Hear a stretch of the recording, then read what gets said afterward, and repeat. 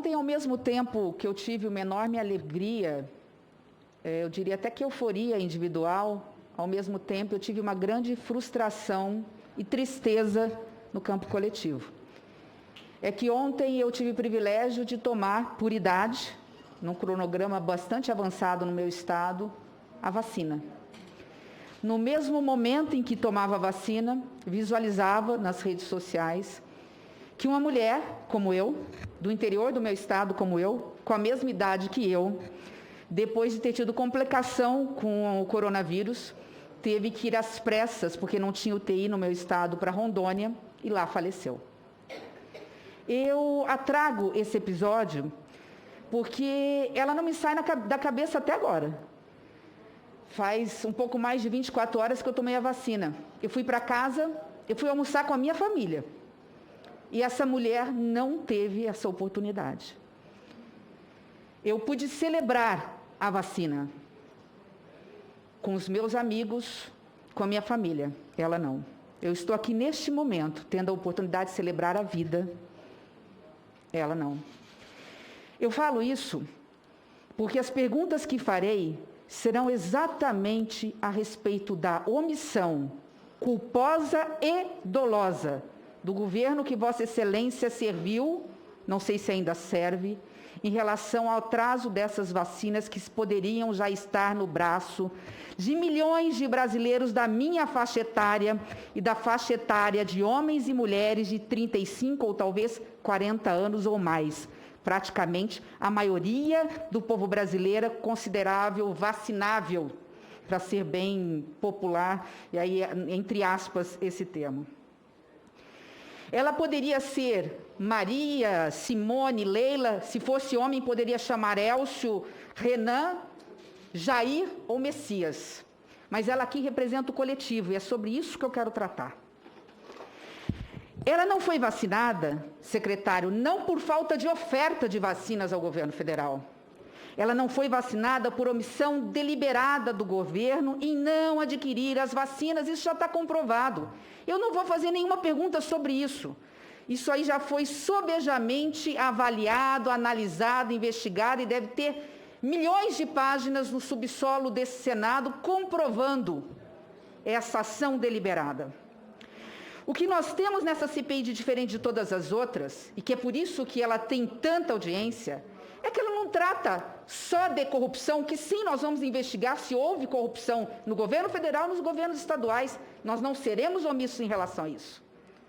Mas a discussão maior aqui é que nós estamos falando de vida, de doentes, de UTI, entubados, eles não esperam para dizer, será que eu posso, será que eu não posso? Em medidas de emergência, em momento de emergência, eu fui gestora, faça-se, pega-se o celular, conversa com o Tribunal de Contas da União, eu vou comprar vacina da Pfizer, posso me responsabilizar sem ser imputada a responsabilidade pessoal do meu patrimônio numa ação criminal? Ligue para o presidente do Supremo Tribunal Federal, eu vou comprar as doses da Pfizer, ainda que a responsabilidade não seja dela, e seja do governo federal, eu serei responsabilizado criminalmente ou civilmente por isso?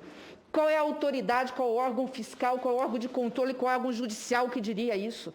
Todos diriam, comprem pelo amor de Deus. Não tem desculpa, não há desculpa no campo político e não há desculpa no campo jurídico. Eu sou professora de Direito, há 12 anos dei aula de Direito Público. Não há crime de responsabilidade no comprar vacinas que ainda estão em fase 3. Há crime de responsabilidade, crime jurídico, crime civil, crime penal na omissão, porque há um preceito constitucional que diz que o direito à vida e à saúde é um direito fundamental, um direito social, e é nossa responsabilidade garantir essa saúde e a vida dessas pessoas. Então eu não tenho dúvida quanto à materialidade. Houve omissão do governo federal e vamos investigar se houve do governo estadual. Agora, a dúvida que nós temos, que é essa pergunta que nós temos que dirigir à Vossa Senhoria, é de quem é a responsabilidade, porque ela não é só de uma única pessoa, e não é só de um único órgão. A questão em ser investigada, portanto, é da materialidade. Eu reconheço que no Ministério da Saúde, Vossa Senhoria, às vezes até o ministro, estavam brincando com fogo amigo. Fala-se em gabinete paralelo. O gabinete paralelo não é só de fora de pessoas que não faziam parte da administração pública. O governo Pavanello vinha de dentro, vinha de outros ministérios, de outros órgãos e até de dentro do Ministério da Saúde, com técnicos muitas vezes indicados, não de carreira, eu não tenho dúvida disso, que não comungavam da linha, por exemplo, de Vossa Senhoria. Eu acredito na boa-fé de Vossa Senhoria e tudo que está dizendo aqui como técnico que tentou fazer o possível. Agora, por favor, secretário, não tome responsabilidade que não é sua. Diga a verdade aqui e exponha os fatos com clareza.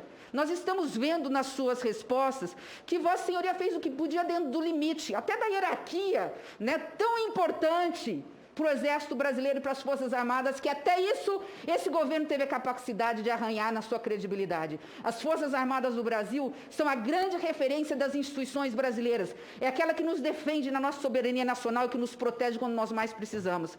Até esse medo hoje nós temos de insubordinação mediante um fato que deveria ser punido e não foi por falta de coragem de quem deveria fazê-lo. Então, a minha pergunta aqui é direcionada não a ser, porque o C está comprovado, o C é sim, houve responsabilidade, mas em relação a quem? Quem são os responsáveis por não termos o carimbo no braço dos brasileiros da vacina? E hoje nós temos 480 mil vidas perdidas num passaporte de viagem sem volta, porque nós não teremos mais como superar a dor dos familiares que aqui permanecem. Por isso eu pergunto, chegou às minhas mãos, pela linha do tempo formulada no requerimento solicitado pela CPI, veio aqui as respostas, e eu tive cuidado, porque chegou ontem. Se talvez não tivesse chegado ontem, eu não teria tido o cuidado, o tempo hábil, porque eu passei claro essa noite para ler 200 páginas de um documento que a CPI recebeu, com base numa resposta feita para a USP, junto ao Centro de Estudos de Pesquisas de Direito Sanitário da USP. Das 200 páginas, eu vou aqui trazer em menos de 2 ou 3 minutos as respostas. A pesquisa, junto com o apoio do CONAS, o Conselho Nacional de Secretários de Saúde, analisou 3.000 atos normativos e 580 atos desse ano e 3.000 atos normativos do ano passado. Decretos, portarias, leis, PECs, emendas constitucionais. Dentre tudo, a conclusão: há confluência entre a consciência dos atos e omissões praticados e a vontade de praticá-los. A coerência entre o que se diz e o que se faz e o que se quer alcançar. Entre tantas coisas, a hipótese, sim, de procedência da existência de uma estratégia federal de disseminação da Covid, numa tese de imunidade de rebanho, não por vacina, mas de imunidade de rebanho coletiva por contágio ou contaminação em massa. Isso tem outro nome, a meu ver. Isso é assassinato. Essa disseminação dessa imunidade natural, ela foi feita por diversas formas. Incitar a população a ir para a rua, a tomar remédios que se não tem procedência, para que pudéssemos sair logo dessa pandemia e depois voltar à vida normal. A banalizar as mortes, que só quem pega e só quem morre são os nossos idosos, como se fossem só, como se nós não tivéssemos o mesmo amor pelos nossos pais e pelos nossos avós. Pelos ataques à imprensa e ao jornalismo profissional, questionando dados oficiais a respeito da dimensão dessa pandemia. Não são 477 mil, são, entre aspas, apenas 270 mil, baseado em documento falso, já comprovadamente falso, cujo responsável já foi punido pelo Tribunal de Contas da União. E citado, nós sabemos por quem. A pergunta é para quê? Por quê? E o documento responde: porque há um objetivo aqui. O objetivo era, na imunidade de rebanho, através de fake news, estimular as pessoas a irem para as ruas e para que nós pudéssemos nos livrar da pandemia. Chega ao ponto, no final aqui, dele esclarecer claramente que há um dia muito importante, que acho que a CPI já abordou, que foi no dia 28 de outubro de 2020, lá na Câmara dos Deputados, em audiência pública realizada, um detalhamento supostamente científico dessa estratégia, a pedido do líder do governo, não vou citar o nome.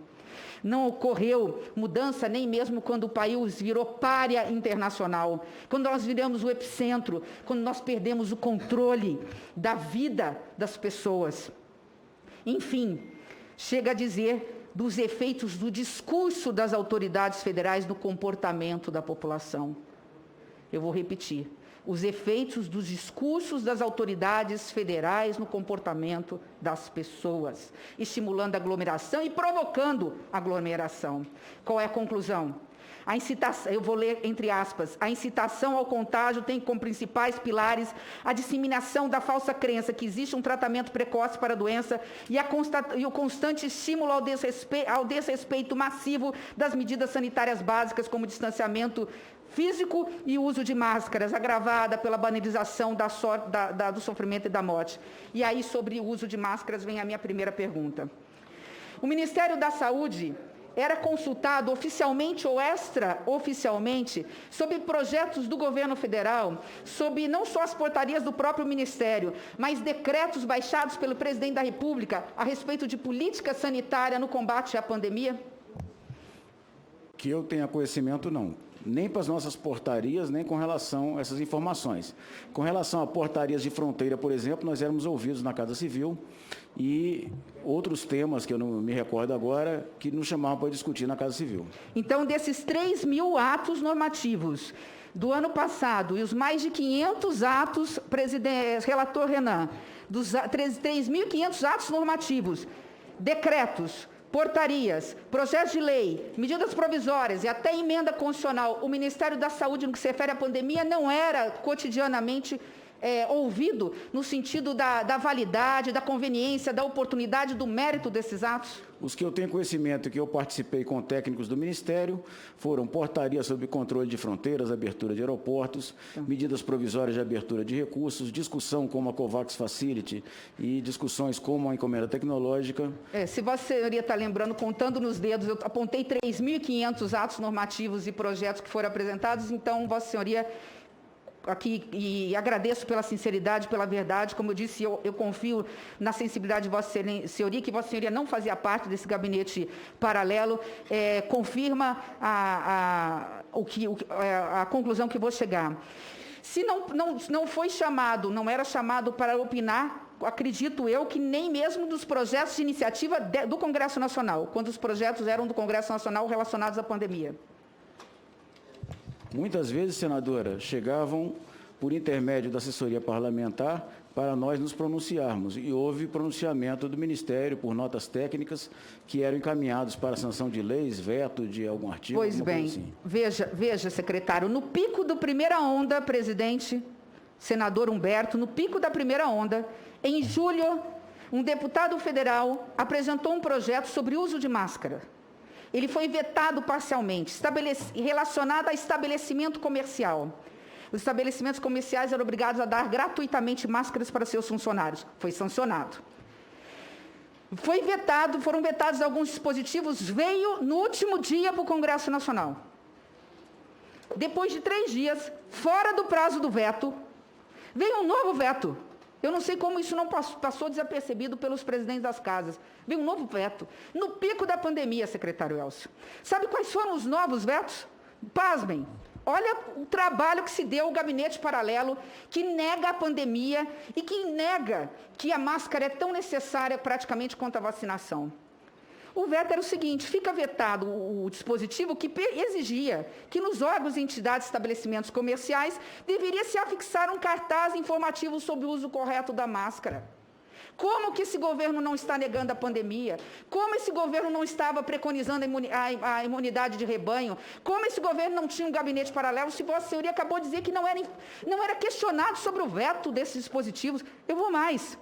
Olha o cúmulo da desumanidade, artigo 3º-F, vetado posteriormente, certo? Esqueceram, alguém alertou, olha, mas falta esse que é tão importante. Descumpriram a Constituição e mandaram fora do prazo um outro veto. O veto que obrigava o uso de máscaras de proteção nos estabelecimentos prisionais e nos estabelecimentos de cumprimento de crianças, nas medidas socioeducativas. O uso de máscaras aqui não é apenas para os presos, é para quem também protege a sociedade, que são os agentes penitenciários. Vetaram esse dispositivo, secretário. Portanto, eu não preciso de mais audiências, eu acho que essa CPI pode concluir o trabalho no que se refere à materialidade, porque está muito claro. A Vossa Senhoria acabou de confirmar. Existiam 2 Ministérios da Saúde. O de Vossa Excelência, que deveria ser ouvido sempre pela história de Vossa Excelência, pelo currículo de Vossa Excelência, oficial, e o Ministério da Saúde paralelo. Dentro do Ministério, nós não sabemos quem são, fora do Ministério, em outros órgãos e fora do governo federal, envolvendo, inclusive, políticos do Congresso Nacional. E, diante disso, eu acredito que eu tenho ainda tempo, porque eu ia tratar exatamente da vacina. Eu vou fazer as 3 perguntas numa só, e eu realmente encerro, senhor presidente. Eu realmente encerro, eu quase nunca participo. Tomei vacina, eu peguei 2 aviões, cheguei meia-noite para poder chegar aqui, diante da minha indignação, da minha dor. Eu estou aqui falando com dor, eu não estou falando aqui, quem me conhece sabe que não sou de muita emoção.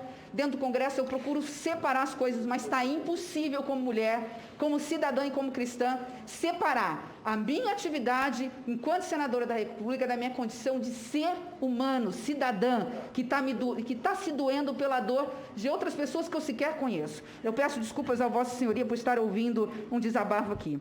Mas vamos à pergunta das vacinas. O ministro brasileiro disse, Vossa Senhoria confirmou, que essas tratativas junto aos laboratórios para aquisição de vacinas era de Vossa Senhoria. Eu sei que sim. Vossa Senhoria justificou todo o atraso, né? O atraso dado de forma técnica por Vossa Senhoria. Eu estou afirmando que esse atraso foi deliberado, não por Vossa Senhoria nem pelos técnicos competentes do Ministério, mas foi um atraso deliberado na parte da gestão política do governo federal. E eu fico imaginando, qual o reflexo, que alguém disse aqui, qual é o reflexo da corrupção nos governos estaduais? Nós vamos investigar. Qual é o reflexo de faltar kit intubação no número de mortes? Nós vamos investigar. Embora kit intubação está faltando no mercado e ficou concentrado na mão do governo federal. Mas a pergunta que eu faço é, qual o reflexo do atraso de vacinas no número de mortos com escala geométrica no pico da pandemia, do número de mortos pela pandemia?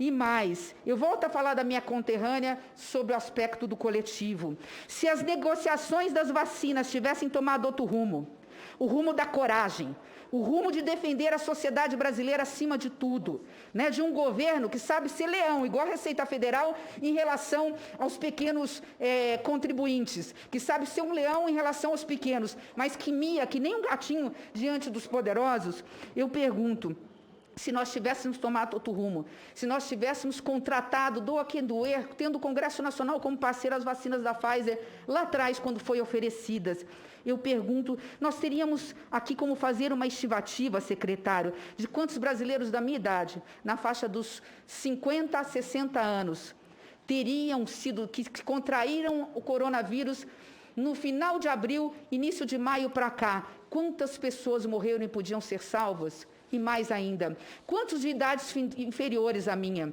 Na faixa dos 40 aos 50, como no mundo já está vacinando dos 30, mas eu vou ficar entre os 40 e 50, portanto, se somando a faixa etária dos 40 aos 50, dos 50 a 60, que contraíram a vacina no mês de abril e maio, que já teriam sido vacinados com a Pfizer ou com outras vacinas, quantas mortes nós teríamos conseguido proporcionalmente numa estatística, num cronograma em função da omissão ou do atraso desse cronograma de vacinação. Sei que esses cálculos são difíceis de fazer, quero apenas uma análise de Vossa Senhoria, mas eu faço uma sugestão à CPI para encerrar, senhor presidente.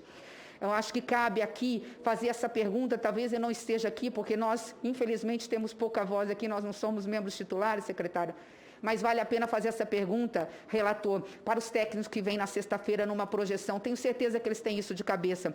Quantas vidas teriam sido salvas, principalmente das pessoas entre os 40 a 60 anos de idade, se nós tivéssemos comprado a vacina na hora certa? Fica aqui, ao finalizar, no meu último minuto, havia por parte do governo e fora dele uma ideia fixa na imunidade de rebanho. Essa ideia foi plantada na cabeça das autoridades máximas desse país por um gabinete paralelo. Esse gabinete paralelo tinha estratégia e tem estratégia. O que diz, não diz à toa ao vento, diz com estratégia tática militar.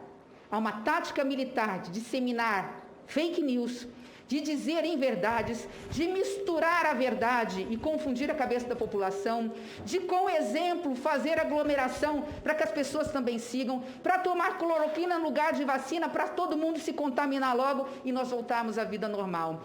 Repito, secretário, essa comissão já sabe que isso aconteceu. Agora o que falta é saber quem é ou quem são e responsabilizar essas pessoas, porque pelo menos nessa CPI, eu tenho certeza, senador Renan, não se terá o passaporte da omissão perante a dor da população brasileira. Eu fico à disposição, pode fazer os esclarecimentos que achar necessário ou não, fique à vontade, desculpe o desabafo.